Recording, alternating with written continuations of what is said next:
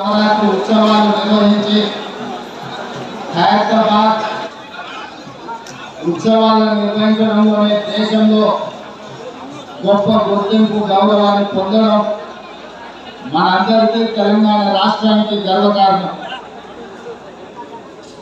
ఈ గణేష్ నవరాత్రి ఉత్సవాలు నిష్ఠతో భక్తి శ్రద్ధలతో నిర్వహించడం ద్వారా ఈ తెలంగాణ రాష్ట్రంలో శాంతి మత సామరస్యం పాడి పంటలు ప్రశాంతమైన వాతావరణంలో దేవుడి ఆశీర్వాదంతో మన రాష్ట్రం ముందడుగు వేస్తుంది. ప్రభుత్వము గణేష్ ఉత్సవాలను ప్రతిష్టాత్మకంగా తీసుకొని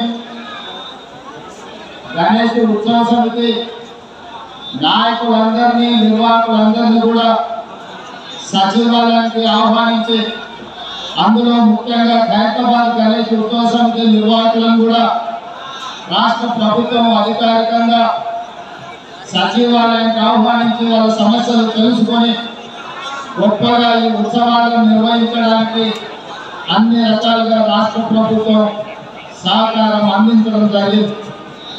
ఆ సందర్భంగా హైదరాబాద్ నగరంలో 1,40,000 విగ్రహాలను నవరాత్రి ఉత్సవాలకు నెలకొల్పుతున్నారు. ఈ 1,40,000 విగ్రహ ఈ ఆరాధన కార్యక్రమంలో ప్రభుత్వం వైపు నుంచి ఉచిత కరెంటు ఇవ్వాలి అని వాళ్ళు అడిగితే భక్తుల సౌకర్యార్థము రాష్ట్ర ప్రభుత్వము ఈ నిర్వహణకు అవసరమైన విద్యుత్తును ఉచితంగా అందించడం ద్వారా భక్తులకు అందుబాటులోకి ప్రభుత్వం తీసుకొచ్చింది.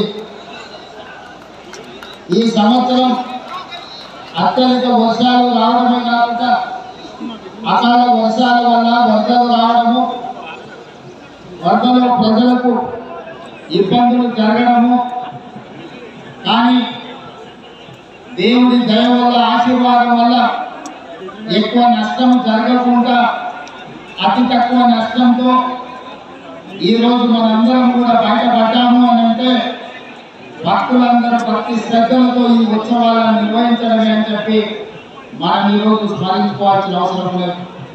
అందుకే ఈరోజు ఈ కార్యక్రమంలో దీపాదాస్ మున్షి గారు, పొన్నం ప్రభాకర్ గారు, మాజీ మంత్రివర్యులు దాన నాగేంద్ర గారు, మిత్రులు అనిల్ కుమార్ యాదవ్ గారు, రాజ్యసభ సభ్యులు, అదేవిధంగా డాక్టర్ రోహిత్ రెడ్డి గారు, విజయారెడ్డి గారు, మాజీ శాసనసభ్యులు పెద్దలు చింతల